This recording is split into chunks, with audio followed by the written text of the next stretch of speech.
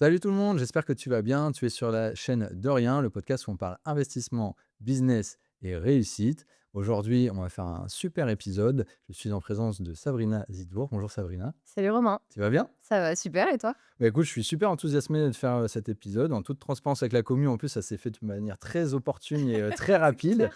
Donc, on a été super efficace des deux côtés. On a choisi de faire un épisode un peu qui sort du lot. On n'a pas forcément une thématique particulière aujourd'hui. Tout simplement parce qu'on va le voir, mais tu es une investisseuse quand même chevronnée. Tu as plein de choses dans ta vie, en fait, qui sont hyper riches. Et donc, l'idée, c'est plutôt d'avoir un échange sympa entre 2 bons potes, sur ce que tu as vécu, peut-être en tirer, des tips, des échecs. Enfin voilà, tu vas nous dire, plus en détail tout ça. Pour moi, te présenter rapidement, donc, tu es industry manager, je ne me trompe pas, C'est ça. dans une grosse boîte de la tech. On n'a pas le droit de la citer, donc on la citera pas. C'est pas qu'on n'a pas le droit, mais je préfère scinder vraiment, Tu as bien raison et voilà. je respecte totalement ça. Ce qui nous intéresse aussi, c'est que tu as un super podcast qui s'appelle Imodacieuse et moi, Exact. c'est comme ça que je crois qu'on s'est repéré sur LinkedIn, avec d'ailleurs des chouettes épisodes, qui sont déjà, je crois 2024, c'est ça? Depuis 2024, tu fais ça? Fin 2024, ouais, exactement. Donc déjà pas mal de bouteilles dans le podcast, c'est top, bravo à toi. Ce que je peux te proposer peut-être, c'est, bah, pour en mode icebreaker, de te présenter avec tes propres mots. Tu le feras sûrement beaucoup mieux que moi et puis après, bah, let's go pour parler émo ou de ce que tu veux. C'est parti, On y va? on fait comme ça. Ravie d'être avec toi. Moi, je m'appelle Sabrina Zidour, j'ai 36 ans. Je suis, en effet, cadre commercial dans la tech. Ça, c'est mon activité principale. J'ai atteint, on peut dire que j'ai atteint mon rêve en intégrant cette boîte puisque c'était, ce que je m'étais fixé comme objectif à la fin de mes études. Bravo. Et puis à côté de ça, je suis en effet investisseuse. J'ai une exploitation, du coup, en courte durée, ou avec une gestion vraiment, quotidienne et donc on peut aussi en parler. Gestion quotidienne semi-déléguée, mais on va en parler, OK. d'investissement, et ma troisième casquette, en effet, c'est créatrice de contenu, d'un podcast qui s'appelle Imodacieuse et qui a, pour, objectif, voilà, d'aider, à la fois les hommes, les femmes, les personnes qui veulent investir à mieux comprendre les mécanismes de, la création de valeur, la création de richesse. Mmh. Ça, c'est pour la partie investissement. Mon laboratoire à moi, c'est l'immobilier, c'est pour ça que ça commence par IMO. Mmh. L'audace, c'est une de mes valeurs, d'où le nom, voilà, IMO audacieuse. Et puis la deuxième grosse thématique, à côté de l'argent et de l'investissement, c'est l'entrepreneuriat. Yes. Et là, j'ai des épisodes avec des invités où on parle un peu des parcours, entrepreneuriaux, ce qu'ils ont fait, comment ils ont créé, de nouveau de la valeur. Parce que pour moi, aujourd'hui, l'entrepreneuriat, c'est, avec l'immobilier, une des dernières façons, aujourd'hui de créer de la richesse quand on part pas forcément avec, les bons bagages, les bons passeports. Voilà. Et bah, c'est super comme, transition. Merci à toi parce qu'en fait, c'est le titre du podcast, hein, de rien. La jeunesse vient de là aussi, de dire on part de rien et on essaye d'y Ouais. prétendre à une sérénité financière sans avoir, pour autant un gros héritage ou une belle situation. Moi, je suis persuadé que ça se construit aussi et puis qu'on a tous cette chance, bah, d'y arriver finalement. Donc c'est cool et je pense qu'on a pas mal de sujets communs effectivement, sur le podcast. Pour revenir à ton histoire justement, toi, j'ai l'impression que tu fais écho avec 2 choses que je dis souvent dans le podcast, c'est faut quand même avoir, des sources de revenus, donc peut-être Ouais. en entreprise ou en tant que salarié, prétendre quand même un revenu, bah, pour nourrir la machine et à la fois la deuxième clé, l'immobilier. Est-ce que c'est un peu comme ça que tu as construit tes départs et Complètement, alors moi je I don't come from money, mmh, tu vois? Pour l'expression, je viens pas du tout d'une famille aisée, bourgeoise, enfin privilégiée et cetera, bien au contraire. Et c'est aussi la racine, de pourquoi je fais ça aujourd'hui. mmh, Je viens d'une famille monoparentale, j'ai grandi en cité, j'ai pas fait d'école de commerce, je suis autodidacte, donc j'ai pas du tout le profil, tu vois, social disons ou la typologie de enfin, ouais, j'ai pas le profil, qu'on attendrait à ma place. mmh, Et en fait, j'ai créé Imodacieuse parce que c'est le podcast, que moi je cherchais quand je n'ai pas trouvé les réponses, trop bien. que et les questions que enfin les réponses auxquelles, les réponses des questions que j'avais en tête. Typiquement, tu vois, quand, j'écoutais des épisodes de podcast, c'était beaucoup des investisseurs ou investisseuses qui étaient déjà très avancés, Oui, je rejoins. qui étaient très, enfin, tu vois, les experts expertisants. Et donc ça décorrélait complètement, enfin j'arrivais pas à me projeter en fait, Mmh. là-dedans. Ça c'est la première chose et donc en effet, l'immobilier par rapport à ta question, c'est là que j'ai commencé, parce que, c'est ce qui moi, m'attire le plus. J'aime bien les choses hyper tangibles. Mmh. L'immobilier, tu le vois, tu le touches, quand tu fais de la rénovation, il y a un avant, un après, il y a une espèce de tu transformes les choses, il y a une histoire et j'aime beaucoup les histoires donc forcément ça m'attire, voilà. Et puis j'ai eu envie, tu vois, avec, la création de contenu après de vulgariser ce que moi j'apprenais sur ma route Oui. et tu vois, tu m'as décrite, au début comme une investisseuse chevronnée, c'est hyper sympa. Je sais pas si tu vois, si tu m'avais demandé de me présenter, je sais pas si c'est l'adjectif que j'aurais utilisé pour moi. OK. Je pense que enfin moi je me vois comme encore, ayant beaucoup de choses à apprendre et parce que j'ai soif d'apprendre, j'ai soif, enfin tu vois, ma courte durée, enfin l'immeuble de rapport que j'ai là, c'est mon petit laboratoire. Je gère, l'exploitation, le marketing, la distribution et cetera. Bon, on pourra en parler après, mais et ça, vraiment, je considère que j'apprends encore en marchant aujourd'hui Mmh. et c'est ce qui moi me galvanise, vraiment beaucoup, quoi. Ouais, Continuer à apprendre. c'est très, très cool comme mindset, mais et je me suis permis de dire ça aussi, parce que c'est vrai que tu as un beau pédigré, hein, 36 ans, tu l'as dit, j'ai retenu parce qu'on a pile le même âge et tu as accompli plein de belles choses, donc franchement, c'est top et je rebondis aussi sur tes propos de podcast, tu vois, c'est rigolo. Moi, c'est aussi de là, qu'est né, de rien. J'apprécie un certain nombre de podcasts que j'écoute depuis longtemps et qui effectivement sont peut-être un peu plus inspirants, tu vois, dans l'esprit mindset et motivationnel ou effectivement, qui vont t'apprendre des choses techniques sur des sujets mais il faut 100 000 €, 300 000 €, ce que tu n'as pas forcément et dans le côté pragmatisme, peut-être, moins accessible, tu vois? Et c'est vrai que tu as un moment, bah, toi, tu te retrouves dans, ton milieu, tes moyens, tes connaissances, mais c'est quoi le petit tips qui va te faire, basculer? C'est pas tout le temps évident, donc c'est sympa de le partager, quoi. Ouais et tu vois, par rapport à ce que tu dis, moi, je me suis retrouvée dans une position où, à un moment donné, il y a eu une distorsion très, très forte entre mon milieu social d'origine et Mmh. aujourd'hui ma situation qui est extrêmement j'ai une situation enfin voilà, je suis très privilégiée, j'ai construit ce que j'ai, aujourd'hui Mmh. et en fait, c'est là où, tu vois, j'ai eu aussi besoin de modèles qui avaient déjà fait ça. J'arrivais pas à me dire, «Tu vas être capable de le faire, toi aussi». D'accord. Même si, tu as l'argent, la mise de départ, le capital, pour mettre de l'apport et cetera. J'arrivais pas à me voir, vraiment en action, me mettre en mouvement. J'étais comme un peu tétanisée parce que ça me paraissait trop complexe, trop technique, alors qu'en fait et ça, vraiment aujourd'hui, maintenant que je suis de l'autre côté, je peux le dire avec beaucoup de simplicité, en fait, on se sent expert que quand on fait. Mmh. On n'est pas expert, avant d'avoir enfin, en lisant 50 livres, on se sentira pas plus expert, qu'après les avoir lus, quoi. Mmh. Il y a que l'action qui permet de se m et la mise en mouvement qui permet de se sentir vraiment, heu, en capacité de faire, qui permettent de donner confiance et c'est ça, un obstacle après l'autre qui construit, la confiance et une espèce de aussi de relation au risque qui devient de plus en plus légère. Aujourd'hui, Mmh. j'ai une aversion au risque qui est vraiment bien moins grande que quand j'ai commencé.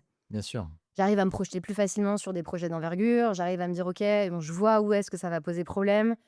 J'arrive à identifier, tu vois, les ouais, les risques potentiels, là où je vais être potentiellement là où je vais pas avoir d'expertise. Mmh. Tout ça, je vais être en mesure de le faire aujourd'hui et donc ça me donne aussi de la confiance pour me dire, «Bah, en fait, toi, tu peux gérer A, B, C, et ben, potentiellement, cherche une personne pour gérer D, E, F, et en combinaison, vous arriverez à faire, un truc de ma boule, quoi». Ouais, c'est super intéressant. Je pense que déjà, bah, tu as itéré, donc tu as été confronté aussi à des choses et après je pense que, comme tu dis, en fait, on peut être le plus préparé possible. Ce qui compte, c'est, l'exécution et la réponse à l'instant Ouais, T et donc tu développes une espèce d'acuité, d'agilité tout à fait, à répondre, tout à aux fait. problématiques que quand ils se présentent et ne pas penser au plan B, du plan C, du plan D, qui se présentera peut-être jamais, quoi et te Mmh, faire des nœuds au cerveau, pour pas grand chose finalement. mmh, Et alors du coup, ma question, ça m'a interpellé. Toi, tu as d'abord construit ta carrière pro et tu as ouais, attendu de générer un petit ouais. peu de bagages avant de te lancer ou tu as réussi enfin tu as réussi, tu as eu la volonté en tout cas d'aller dans l'IMO très tôt avant cette réussite? Tu as fait ça dans quel ordre? Alors, j'ai eu envie de me lancer dans l'immobilier avant d'être solide sur ma carrière, professionnelle. OK. Simplement, l'occasion ne s'est pas présentée. C'est-à-dire que j'avais visité des biens, j'avais eu des opportunités et ça s'était pas fait. Mmh. Et tu vois, tu me posais la question et par rapport aux propos que je tenais tout à l'heure, Je me souviens, j'avais fait une offre, j'avais eu le prêt et pendant la semaine, de réflexion, j'avais, renvoyé une lettre, à la banque pour dire: «Non, en fait, je vais pas, je renonce au prêt».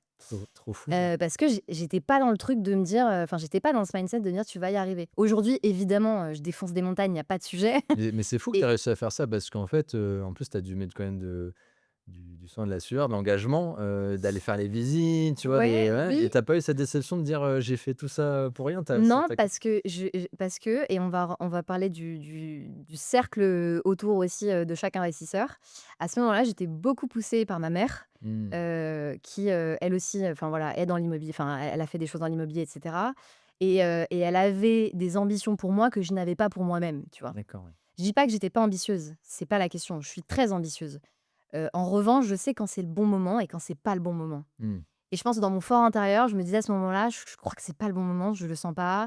J'étais en Irlande en plus, je vivais pas en France, j'étais en expatriation, et puis voilà, j'ai dû renoncer et je pense que c'était, avec le recul, la meilleure chose, je pense que c'est très bien de s'écouter.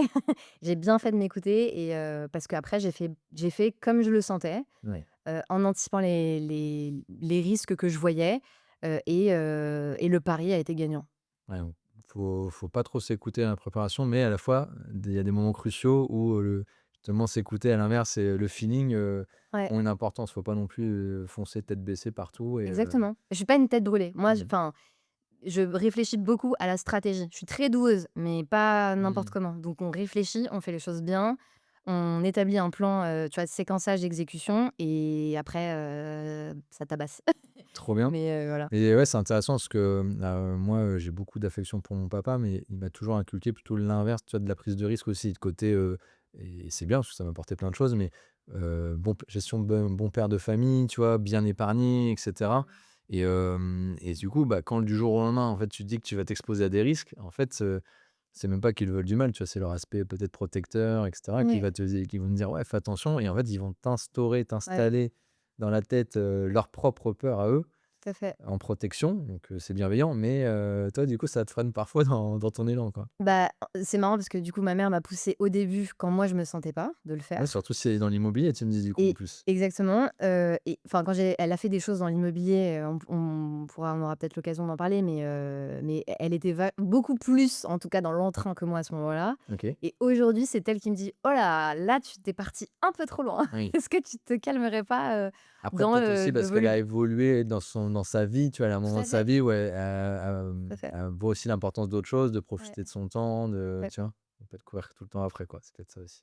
OK, donc tu disais donc plutôt tu as développé, ta carrière, ce qui t'a permis quand même d'avoir un bagage plus solide, je suppose, notamment pour aller voir les banques Tout à fait. en termes de financement et tout, donc ça, c'est déjà un bon tips. Où faut moi, en tout cas, c'est mon ressenti, tu vas peut-être, partager aussi, c'est de dire, en fait, faut arrêter d'écouter aussi que les vendeurs de rêves à dire, avec un SMIC, tu vas avoir, 10, 10 immeubles de rapport. À un moment, faut aussi être en Complètement d'accord. relation avec ce que tu arrives à faire rentrer en caisse, soit via ton l'apport de valeur que tu as avec ton entreprise, soit avec, ton salaire, hein, finalement. Et après donc ça t'a permis d'aller en IMO. Par quoi tu as commencé et par quel prisme tu as Ouais, attaqué? j'ai commencé par ma résidence principale. OK. C'est Hem un débat à part entière ça aussi. C'est un débat à part entière et d'ailleurs, on pourra en parler, parce que aujourd'hui, là, maintenant, à ce moment-là précis de notre échange, je Mmh. suis locataire, OK. et je m'étais dit en vendant ma résidence principale, parce que du coup, je l'ai vendue, Super la liberté, j'en peux plus d'être propriétaire de ma résidence principale, je veux pouvoir être libre, demain partir à l'étranger et cetera».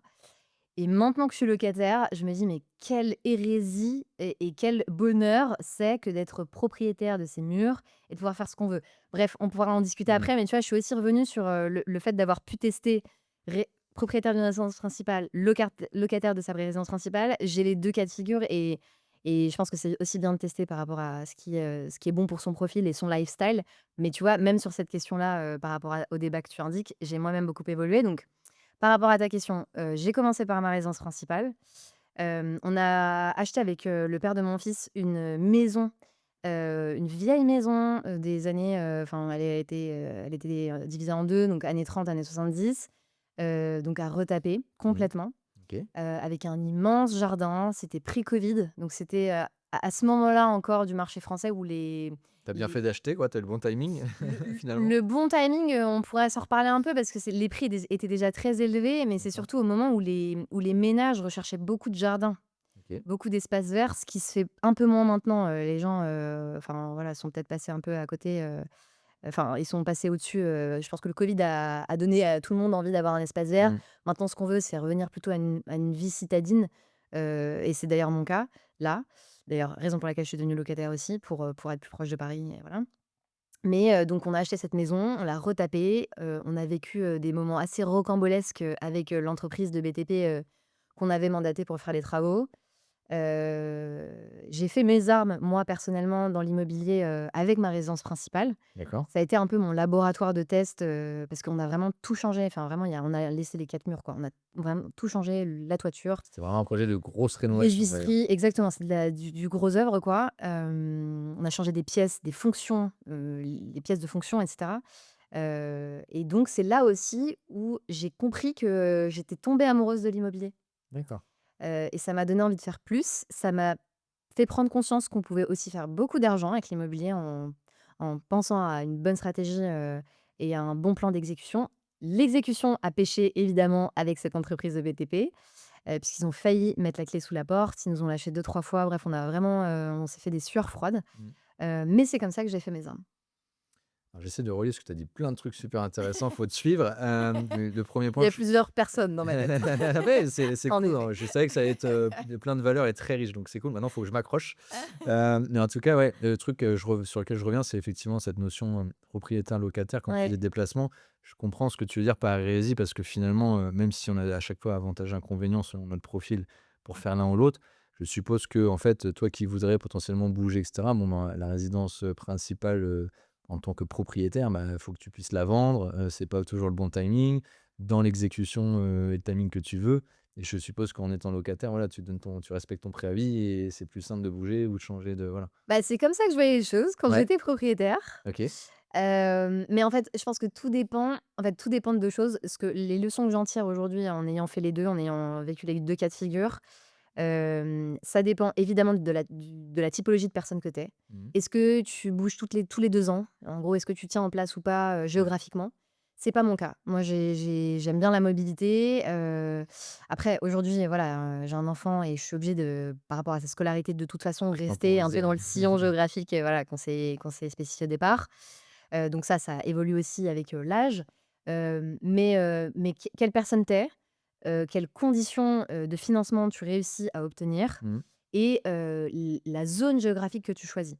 Parce que évidemment, acheter une maison, dans le fond de la Creuse, ça coûte moins cher qu'acheter un appartement, dans le 5e arrondissement de Paris. Évidemment.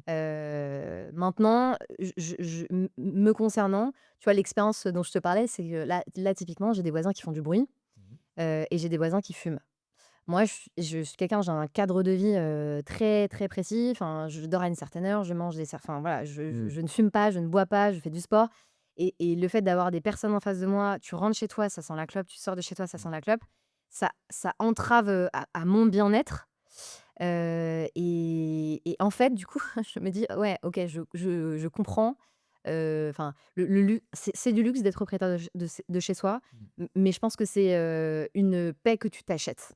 Ouais, ouais, en même temps, là, ce qu'on dit, c'est ça aurait été propriétaire, mais d'une maison individuelle, donc c'est encore pire. C'est encore un autre, parce que tu peux être propriétaire d'un appart et avoir le même problème de voisinage finalement, donc Oui, oui, exactement, exactement. Mais là, en l'occurrence, ce que je compare, c'est être propriétaire d'une maison, ou oui, être, OK. locataire dans un appart. Ouais, je Parce comprends. qu'en effet, je n'achèterai pour ma résidence principale jamais, un appartement. Et je pense que tu as raison, en fait, tu as le côté déjà, financier pur et dur, en Ouais, fait, dire ouais, à ta situation à l'instant T, quel est le plus propice financièrement, mais tu as après tout l'à côté du bien-être de vie, de tes projets et tout, et donc c'est 2 trucs qui sont peut-être un peu contradictoires parfois, ouais, mais bah, qu'il faut sous-peser, des 2 côtés, quoi. Et tu m'as dit un truc aussi qui a fait tilt, c'est tu m'as dit: «Je me suis rendu compte, en fait, qu'on pouvait faire de l'argent avec l'IMO en ouais. faisant les travaux». À quel moment tu t'en as rendu compte? Parce qu'après, du coup, tu as revalorisé ta maison, tu as fait des estimations, c'est Alors, on n'a pas revalorisé, enfin, alors oui, oui, évidemment, la maison, enfin, je me nuance. Évidemment, dans les chiffres, on a revalorisé la maison parce qu'on l'a vendue plus cher que ce qu'on, l'a achetée. OK. Sauf que donc pour la maison, sauf qu'évidemment, à côté, on a sorti des travaux et c'est Mmh. là où on n'est pas du tout rentré dans nos frais. OK. Fait intéressant, on n'était pas forcément, d'accord sur la stratégie, et les types d'entreprises à prendre, les types d'ouvrages à faire ou pas. Heu, C'est ce qui met un couple à rude épreuve, ouais. C'est moi je pense que alors ça doit être un moment, quoi, ouais. ouais et après tu composes avec ce que veut chacun et dans le cas du père de mon fils, c'était, la sécurité, je veux pas penser à ça, c'est déjà a assez stressant de gérer un chantier. Mmh. Je vais pas en plus, commencer à vouloir être chef de chantier sur, des micro-tâches parce Bah, qu'en oui, fait, oui, oui, oui. c'est plus intéressant, en tout cas aujourd'hui avec le réseau typiquement que j'ai, de faire, bah, et sauf évidemment quand on fait de l'immeuble de rapport et tu dois, enfin c'est un peu plus simple d'avoir une coordination et un chef de chantier, pour tout. Mais pour une maison, c'est plus simple de coordonner soi-même et d'avoir l'électricien, OK, tu lui achètes le matos, tu es avec lui sur le chantier, il finit son projet, Oui. tu passes à d'autres tâches et De cetera et cetera. siloter un peu plus, même si c'est pas Exact tout le temps évident parce que les artisans sont bien placés pour nous le dire. Parfois, ils dépendent quand même du travail qui a été fait en amont. Oui, oui, mais si tu Mais voilà. réfléchis, si tu te poses bien en amont en disant: «OK, déjà la priorisation et l'ordre des travaux», parce qu'il y a un ordre, Mmh. tu le poses sur papier, tu anticipes ton gros œuvre, enfin ton matos, le matériel aussi, et cetera. Tu gagnes généralement beaucoup plus enfin tu fais des économies, beaucoup plus que si tu prends une grosse boîte, enfin Bien voilà. sûr. Évidemment après il y a des exceptions, mais la logique veut que ça se passe plutôt comme ça. Mmh. Ensuite, par rapport à ta question, je me suis rendu compte qu'il y avait de l'argent à faire, tout simplement parce que, la fiscalité de la résidence principale, alors bon, peut-être que ça va être amené à évoluer, mais il y a encore aujourd'hui, il y a une exonération de la plus-value sur la résidence principale. Eh oui. Ce qui est pas le cas, d'autres, enfin voilà, de résidences, enfin locatives ou autres. Mmh. Donc quand tu réfléchis bien ton projet, quand l'exécution est propre et quand tu rentres dans tes frais, techniquement, tu es censé pouvoir te faire de l'argent avec ta résidence principale quand tu sors au bon moment. Oui. Et ça, c'est la deuxième erreur qu'on a faite. Enfin, c'est pas vraiment une erreur, c'est parce qu'on voulait changer de lifestyle et bah, du coup, ça a un coût. Mais on n'est pas sorti, donc on n'a pas vendu au moment où le marché, était mieux-disant. C'est-à-dire sortie de Covid. Tu aurais Donc dû là, on tu a aurais vendu là, il y ouais, a OK. quelques mois, tu vois? Donc au moment où, bah, c'était pas forcément le plus intéressant, le Ouais. marché était baissier donc on a acheté au plus haut, on a revendu au plus bas et entre les 2, on a, on a fait des travaux pas ouf. Mmh. Voilà. Non, mais c'est bien, Donc c'est un ça fait beaucoup de, enfin, puis tu vois, après ça fait beaucoup d'apprentissage. ouais, mais c'est cool parce que du coup, waouh, même si on aimerait que ça soit dans l'autre sens l'apprentissage, mais Ouais. c'est un bon cas d'école et tu vois, après tu maîtrises pas non plus tes timings de vie, hein, Non, nous exactement. c'est pareil, avec mon ex-femme, on avait acheté en fait, la maison, quand on était sur l'île, donc juste avant Covid. Donc Ouais. super cool parce que pour l'instant, en tout cas sur cette, géographie-là, ça valait le coup. Et à l'inverse, donc on a revendu pour partir sortie Covid. Alors là, c'était l'apothéose, on a fait une super plus-value parce que les gens avaient qu'une envie, c'est comme tu dis, trouver un bout de verdure Ouais. et bien. En revanche, voilà, là, on a déménagé en Normandie. On a mis un peu de temps parce qu'on est repassé par la cause location pour appréhender le marché. On a racheté notre bien et aujourd'hui, on vend. Effectivement, on n'est plus dans le même contexte, tu vois? Tout Donc, à fait. Ouais. ça, des fois, tu maîtrises pas parce que tu as Non. tes éléments de vie Non, qui viennent, exactement, exactement. percuter et voilà, quoi. Mais, c'est bien parce que vous êtes pas non plus passé par la case, travaux, on fait tout nous-mêmes. Vous avez délégué, donc ça, je pense que tu apprends beaucoup justement, comme tu dis, à caler les artisans à suivre. Mais c'est là où moi je m'asseyais avec, enfin je prenais beaucoup de temps avec les artisans et j'ai OK. commencé à apprendre. Enfin j'ai Ah, commencé à tu as eu apprendre cette à curiosité ouais, de toi vouloir savoir de ouais, quoi ça parlait, quoi. exactement. Et d'ailleurs, enfin ils me regardaient comme un objet étrange. Je disais: «Mais qu'est-ce qu'elle veut cette femme? Pourquoi elle veut nous parler Un de ce côté un qu'on est peu en train de». macho en plus, Ah ouais, complètement, et d'ailleurs, c'est là où, j'ai, enfin, c'est pas toujours hyper agréable, mais c'est là où j'ai compris aussi qu'il y avait un vrai sujet, d'être une femme. mmh, Dans l'immobilier, c'est ce qui m'a aussi donné, envie et l'énergie vraiment de vouloir, partager des choses à une communauté de femmes, trop bien. dans l'investissement aussi. Mais ouais, ils me regardaient avec des yeux, ébahis de: «Mais qu'est-ce qu'elle raconte? Enfin, pourquoi tu veux que je t'explique mon travail, en fait?» Et donc après, bon, évidemment, tu leur fais comprendre que tu es pas là pour faire le commissaire, ni le gendarme, mais que tu veux vraiment juste apprendre. Puis de fil en aiguille, tu leur ramènes leur café, enfin voilà, on Ouais, tu sympathise crées du et lien, certains deviennent, enfin tu vois, des potes mmh, et aujourd'hui enfin je sais faire plein de trucs, manuellement, tu vois? trop bien. Donc c'est ça m'a servi aussi pour la suite de mes investissements. Mais c'est super chouette et courageux de ta part de, bah, t'intéresser aux femmes qui en ont besoin, en fait, tu vois? Comme toi, tu aurais pu en avoir besoin il y a quelque temps. Je salue d'ailleurs, Emeline Serron qui, moi, m'avait, permis de faire mon premier épisode, d'interview justement Et donc Émile, pareil, qui se bat beaucoup dans ce milieu-là, avec une belle communauté autour de tout Ouais, ce qui est immobilier, qui contribue, en tout cas, je trouve, à la démocratisation, de ce sujet. Donc c'est chouette.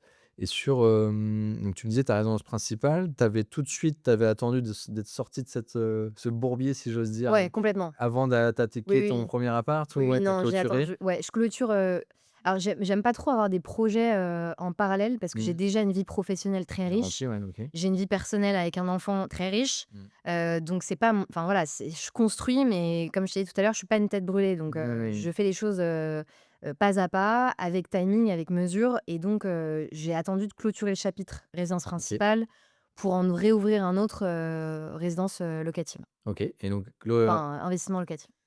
ça marche. Résidence locative, du coup, tu as attaqué par quoi en premier? Alors, achat, d'un appartement, donc en copropriété, OK. pour, faire de la location meublée non professionnelle, en longue durée, en exploitation longue durée.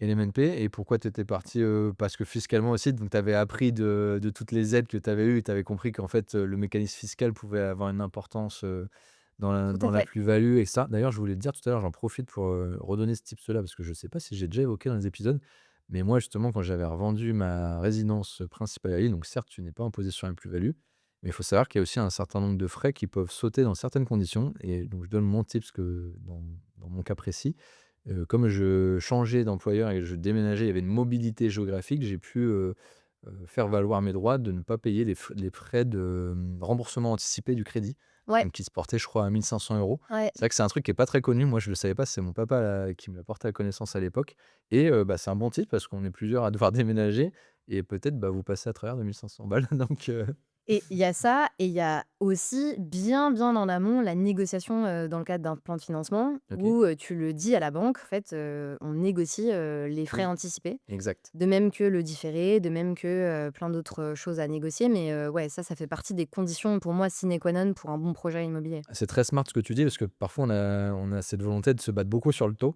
Ouais, complètement, Et ouais, et et et parfois, il complètement. faut peut-être se détendre un peu sur le taux ou sur la Exactement. durée, mais par contre, aller chercher toutes ces choses-là, ces critères-là en anticipation, tu as raison, quoi. Ouais. Bah, le taux, c'est pas ce qui est le plus important. Mmh. Le taux, ça se renégocie. Enfin, tu peux refinancer, les taux évoluent, voilà. Évidemment, c'est important, mais la durée pour moi est bien plus importante, pour lisser les mensualités, et avoir tu vois, si on est dans une logique de cash flow, un cash flow plus ou moins Oui. important, si tu es dans une logique enfin et cetera. Donc c'est vrai que le taux, tout le monde en parle, mais c'est pas ce qui est de plus important.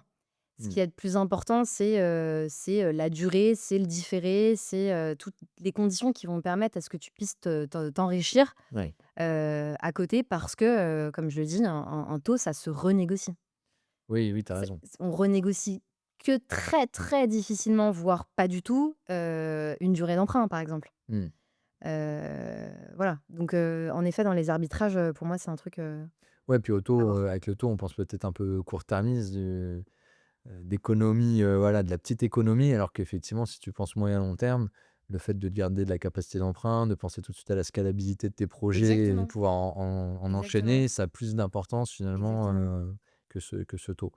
OK, donc tu dis MLNP, bah, forcément l'aspect Ouais, fiscal qui est remis en cause encore une fois tous les ans, ouais. mais qui pour l'instant, tient à peu près, on va Et dire. attends, pardon, je te coupe, mais Vas-y, je parce t'en que prie. ça nous permet de nuancer aussi nos propos. C Le taux d'intérêt n'est pas intéressant pour enfin et encore une fois, ça n'est que ma vision, mais pas intéressant dans le cadre d'un projet immobilier pour faire du locatif. Oui, Par contre, quand tu es dans une logique de résidence principale, évidemment que là, ça va être plus important bien parce que sûr, c'est toi qui payes, bien c'est pas sûr. ton locataire. Ouais, c'est ça. Donc ouais, donc micro nuance, juste à ajouter, Ouais, sur, puis après, alors, encore une fois, tu as raison, faut nuancer, par rapport à la situation, mais je trouve que tu as des vases communicants aussi, parce que peut-être que quand le taux est élevé, le prix du bien va être beaucoup ah mais plus complètement, abordable, parce que, complètement, la main est pas forcément au vendeur, tu vois? complètement. Le pouvoir change de main, le pouvoir de négo, et donc des fois, je trouve que c'est même l'effet qui se coule de se dire: «Il y a des taux, il y a moins d'acheteurs», donc l'acheteur à la main, il peut négocier le prix et avoir la chance de négocier son prêt potentiellement, si ça rebaisse, hein, parce que ça peut ne jamais baisser, et si ça rebaisse quelques années après, quoi. Complètement. Le truc, c'est que là, avec le contexte un p géopolitique, les vendeurs sont beaucoup alors évidemment, ça dépend, des zones, mais tu vois, là, ça commence à me gratter à devoir racheter. Donc je commence à regarder Mmh. et beaucoup sont dans l'attentisme Ouais. parce que des annonces de guerre de partout, parce qu'on ne sait pas de quoi demain est fait, parce que machin Et donc je trouve que c'est pas forcément tu vois, ce truc de, oui, quand les taux sont élevés, les prix des biens oui, oui, dans les grandes masses, dans Mmh. la logique, encore une fois, veut que ça se passe comme ça. Sauf, quand enfin, typiquement, je trouve en ce moment, ça se en tout cas dans la zone que je recherche typiquement, ça se vérifie pas forcément. Tu vois, Mmh. les gens ont quand même besoin à la fin de manger et Oui, de oui, et bien sûr. de et de retirer, la mise, à minima, que eux Mmh. ont placée. Donc, je trouve que les bon, je suis pas agent immobilier, mais je suis certaine que les agents immo pourront en parler. Et là, en ayant vendu ma résidence principale, on en reparlait encore avec celui qui a pris le mandat de la maison, de notre maison. Mmh. Mais ouais, il y a un espèce d'attentisme où les gens sont pas hyper chauds de négo, les vendeurs sont pas très ouverts, en tout cas, à la négociation. Donc, Ouais, encore une fois, tu as donc des pas moments forcément tu contexte évident. as des moments de vie, tu vois? C'est comme moi, effectivement, la maison, je l'ai achetée il y a 3 ans. On pensait pas forcément la revendre tout de suite. Donc après, tu as placé aussi une bonne partie de tes économies, de ta vie. Exactement, ouais. Donc tu Ouais. as pas envie non plus de tu préfères parfois même attendre un petit peu, quitte à mettre, en suspens quelques éléments de vie pour le coup, Ouais. mais le sortir un peu près vainqueur, mais si c'est pas vainqueur, au moins ne pas perdre de trop, tu vois? Être temporisé donc ouais, tu as raison, c'est des fois, c'est un peu des Ouais. situations complexes. Donc 1er appart LMNP, 2e toujours MLNP? Toujours à la OK. MNP, toujours en copro. Et du Catastrophique, la copro. ah, OK, bah, tu peux m'en parler, c'est On peut intéressant, parler de ouais. ça, C'est vrai que exactement, ça parce peut que être l'effet 2e, couperet aussi copro, le 1er était déjà en copro, mais plus ou ouais, moins grande, c'était très grande copro, pour OK. le coup, Donc 1er, du mais coup, un petit entier, une petite part peut-être qui t'affectait moins, peut-être?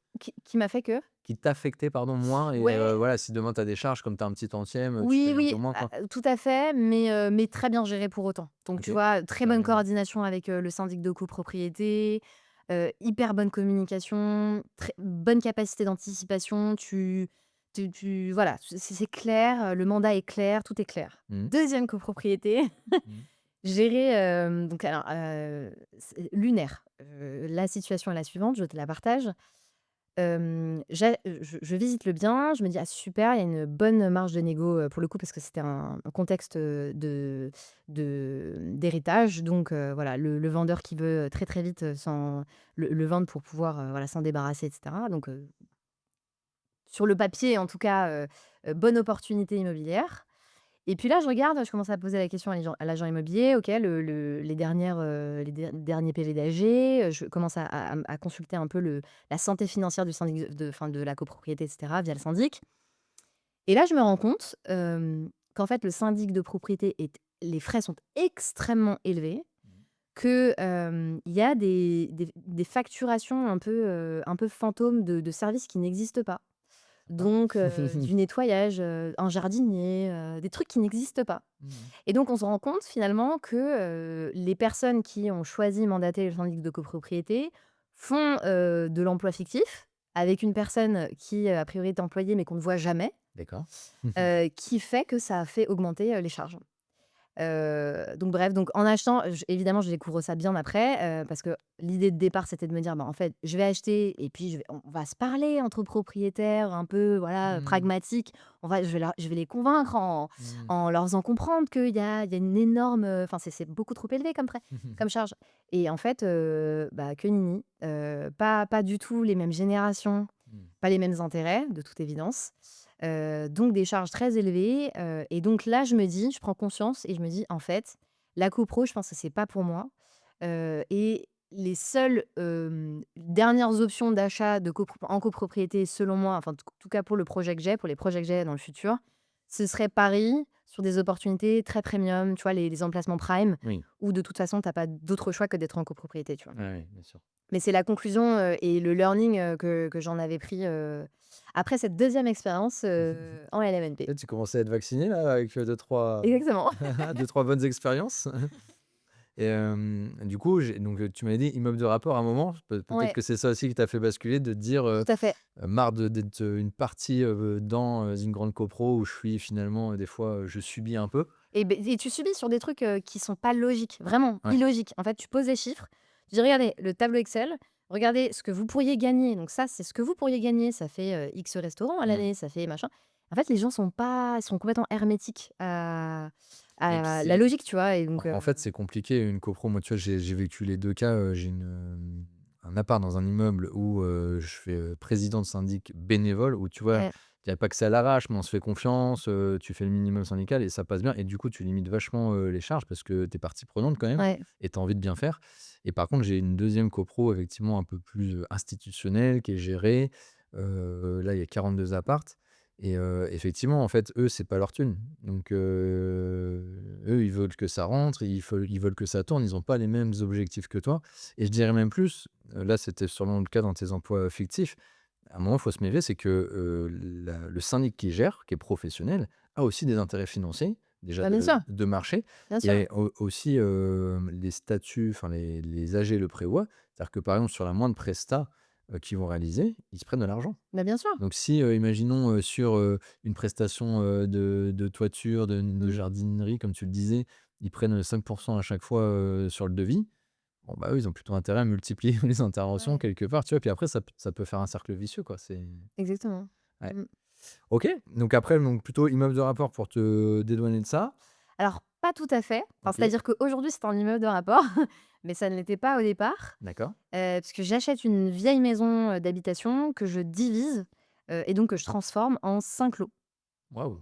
Donc, Donc là, c'est un l'expérience de projet de ta division. maison qui a dû te servir et parler, du Ouais, coup? exactement. L'expérience de ma maison, l'expérience de ma mère, qui avait fait la même enfin bon, sans forcément rentrer dans les détails, mais voilà, l'expérience de soit ma mère, soit dans mon entourage, d'autres investisseurs que je connaissais très bien aussi, qui avaient fait ça.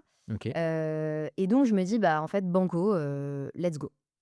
trop bien et aujourd'hui, alors c'est peut-être, tu as fait d'autres opérations, toujours immeuble de rapport? Juste pour finir un peu l'historique global? Non, là, immeuble de rapport, et ma prochaine étape, c'est l'étranger, je pense, plutôt. Ah oui, on en a parlé. Alors juste avant ça, moi j'ai une petite Ouais, question qui m'interpelle. ouais. Hem, Toi, du coup, si tu veux prendre le recul sur tout ce que tu as fait, est-ce que tu conseillerais plutôt justement, un bien, copro, j'ai l'impression que c'est pas trop le délire, mais au contraire tout de suite aller sur l'immeuble de rapport, c'est lequel a été ton meilleur coup, si j'ose dire, ou ta plus belle réussite selon toi?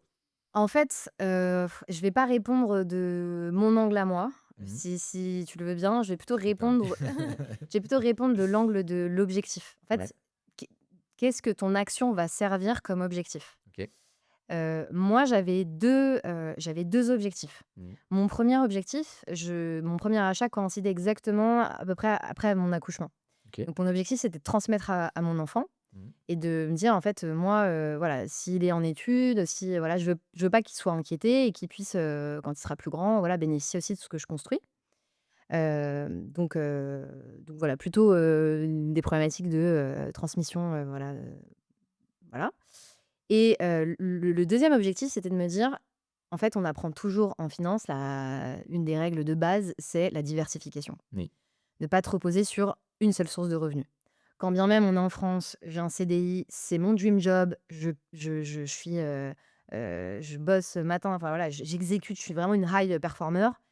Quand bien même je veux avoir la tranquillité d'esprit de me dire: «Et demain, si tout s'écroulait, j'ai autre chose, comme béquille pour, tenir debout». Mmh. Donc création d'une deuxième source de revenus. Et donc voilà, c'était ces 2 objectifs-là que j'avais. Donc mes 2 premiers appartements servaient le premier, Mmh. l'objectif de transmission, et l'immeuble de rapport servait, mon objectif de cash flow. OK, ouais, intéressant. Donc c'est comme ça que j'ai réfléchi. Et Donc là tu en avais fait un nom propre à un SCI, ou pas, alors non, non, j'ai tout même pas? fait. Alors j'ai une SCI qui communique avec une autre enfin, sans forcément rentrer dans les détails, mais j'ai pas encore de biens imbriqués dans la SCI. Mmh. Pourquoi? Parce que pour moi, la SCI, elle est intéressante dans 2 cas. Quand tu as un très, très gros patrimoine, ce que Mmh. je considère pas encore, avoir aujourd'hui, et 2 quand tu es entrepreneur, en fait. Parce que, pour, sortir de l'argent, bah, quand tu sors de l'argent, c'est un dividende. Mmh. Pour, enfin voilà, pour tout un tas de raisons, quand tu veux revendre et cetera, c'est beaucoup plus complexe si tu n'es que salarié et Mmh. si ton patrimoine n'est pas extrêmement développé, tu es pas, sur du prime, dans Paris 5e, et que tu as OK. pas, 3 000 000 de patrimoine, enfin dans ton parc immobilier. Ouais. Donc donc voilà, ma SCI ça c'est un véhicule aujourd'hui, qui, ne contient qu'elle-même. Il y a pas d'appartement, pas encore en tout cas, et ça ne serait tardé, mais j'avais acheté en emprunt, ouais. Moi, dans mon expérience personnelle, pardon, j'avais pas un énorme patrimoine non plus, Mais la SCI m'a servi pour un truc, pour le coup. Donc j'étais, dans le cas que tu viens de citer, salarié et tout ça. Et en fait, le seul truc, c'est que je sais pas si ça se pratique encore énormément. Je pense qu'il faut trouver la bonne banque. Mais ça, j'étais déjà full en capacité d'emprunt. Sur la SCI, ils faisaient encore un petit peu le calcul différentiel, c'est-à-dire Ouais, que, pour ceux qui connaissent pas, tu mets en face, ouais. l'emprunt et puis le loyer que tu estimes. Si, tu arrives à peu près à 0, à au moins équilibré, ils te font confiance et ils y vont, et c'était encore possible via une SCI. Donc ça m'a permis quelque part d'enchaîner tout de suite mon deuxième bien, de pas perdre de temps, sans avoir une capacité d'emprunt, super folle, quoi. Ouais, bah, tu as eu de la chance, hein, parce que tu Ouais. sais, donc les derniers achats, enfin un des derniers achats qui est tombé à l'eau là, j'avais un appartement, le plafond s'est effondré, l'immeuble s'est effondré avant que j'achète, Mais dis donc, tu as que globalement. des super péripéties toi dans ta vie Bah, d'investisseuse. pour le coup, je pense que j'ai non, au contraire, j'ai plutôt beaucoup de chance parce Mmh. que, Tu es tu passée vois, à travers, ouais. je voilà, je me lance pas quand je le sens pas, je vois le truc arriver, les risques arriver et là, je signe, enfin, j'étais sur le point de signer, voilà, le compromis et le truc s'effondre donc en fait, c'est parfait. Mais la banque, donc dans le cadre de ce projet-là, m'avait pris caution personnelle. Mmh. Donc même dans le cadre de la SCI, si j'avais pas été finançable personnellement, j'aurais pas pu faire cet achat. Donc Ah je oui. pense qu'ils t'ont fait confiance et c'est vraiment top que tu aies pu compter sur ce partenaire. Trop bien. Donc tu l'as dit, diversification, bah, tu l'as fait déjà en France avec les types de Ouais. biens, un transmission, un plutôt récupérer de l'argent en cash flow, c'est top. Tu as pour objectif aussi du coup d'aller au bout de la diversification parce qu'elle est pas que, dans les domaines, dans la thématique, elle est aussi géographique. Ouais, Donc tu vises, tu m'as dit le Maroc. tout à fait. Pourquoi tu vises le Maroc? Tu aurais pu aller, finalement à plein d'autres endroits. Bah, figure-toi que j'ai, L'utile à l'agréable ou? alors mêler le sens, à l'utile et l'agréable, OK. je dirais. Pourquoi le Maroc? C'est le pays, je suis d'origine marocaine, Mmh. donc j'ai une attache très particulière, au Maroc. J'ai plein de souvenirs d'enfance, j'ai une partie de ma famille qui vit au Maroc. Hem Et donc pour moi, ça a beaucoup de sens de me dire que voilà, je concrétise une attache par un une appartenance aussi, via des murs, dans ce pays-là. Trop bien. Ça marche. Alors, je suis désolé, mais j'aurais énormément parlé, et développé sur le Maroc et d'autres choses parce que tu m'as parlé d'automatisation en off et cetera, donc tu avais plein de sujets, mais tu dois aller chercher, je crois, quelqu'un, Oui. à l'heure, donc on va respecter le timing. Un grand merci, c'est cool, c'est que ça pourra faire l'objet d'un deuxième épisode, du coup, pour qu'on vienne détailler ces sujets-là. Comment on peut te retrouver, Imodacieuse, ou toi te contacter, si Ouais. on a vraiment aimé, l'échange et ouais, qu'on veut te retrouver? Ben on peut me retrouver sur les réseaux sous le nom Imodacieuse. J'ai une chaîne YouTube qui s'appelle Imodacieuse, un compte Instagram qui porte exactement le même nom et je suis aussi, voilà, visible, sur, les plateformes audio, sous Imodacieuse aussi et sinon je m'appelle Sabrina Zidour, pour mon profil, LinkedIn. Trop bien. Merci beaucoup, Sabrina. Merci à toi Romain.